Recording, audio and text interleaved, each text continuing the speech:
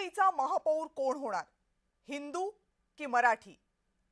हा तोच प्रश्न आहे ज्याच्या भोवती मुंबई महानगरपालिकेची ही निवडणूक लढवली जाणार आहे. आजच्या एका पत्रकार परिषदेने मुंबई महानगरपालिकेची ही लढाई स्पष्ट केली आहे. ही पत्रकार परिषद होती राज ठाकरे आणि उद्धव ठाकरेंची. आपण एकत्र येत असल्याची अधिकृत घोषणा आज ठाकरे बंधूंनी याच पत्रकार परिषदेत केली.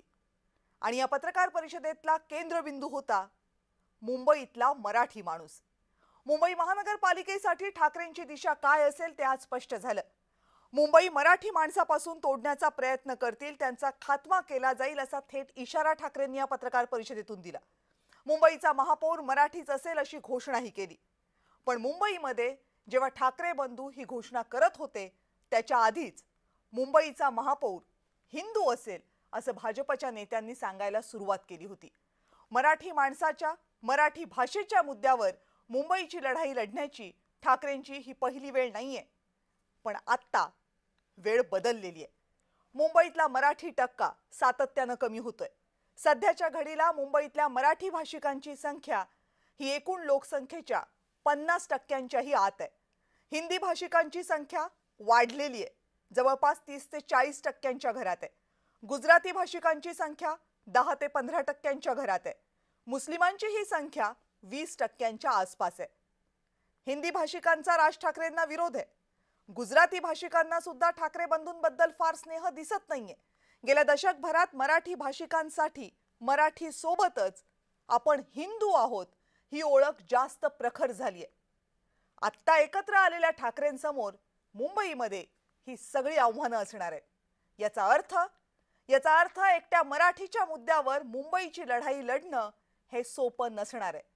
दुसरीकडे भाजप हिंदुत्वाच्या मुद्द्यावर आग्रही आहे. मराठीच्या मुद्द्यावर शिंदेंची शिवसेना भाजपच्या सोबत आहे. हिंदी भाषिक आणि गुजराती भाषिक मतदारांचा भाजपला असलेला पाठिंबा आता नजरेआड करता येण्यासारखा नाहीये. त्यामुळे मुंबईचं रणांगण स्पष्ट आहे. विधानसभेच्या निकालानंतर ठाकरेंसाठी मुंबई महानगरपालिकेची लढाई करो या मरो अशी झालेली आहे. दुसरीकडे विरोधकांना आम्ही स्पेसच ठेवणार नाही असं सातत्यानं सांगणाऱ्या भाजपला आपलं म्हणणं खरं करून दाखवण्यासाठी ही मोठी संधी आहे. आणि म्हणूनच मुंबईची ही लढाई फक्त मुंबईला एक महापौर देणारी नाहीये. महाराष्ट्राची पुढची राजकीय वाटचाल कशी असेल याचं उत्तरही देणारी असणार आहे.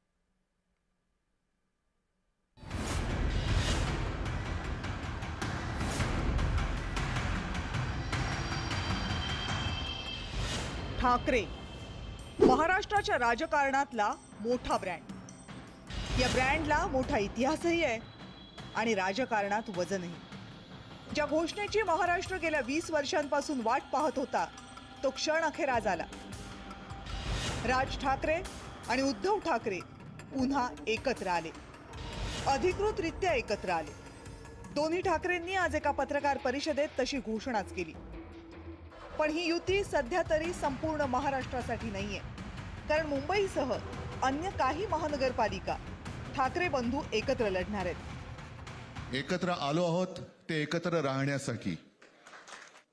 महाराष्ट्राला मुंबईपासून किंवा मुंबईला महाराष्ट्रापासून, मराठी माणसापासून तोडण्याचा प्रयत्न करेल त्याचा राजकारणात खात्मा केल्याशिवाय राहणार नाही. शपथ घेऊन आम्ही मैदानात उतरलेलो.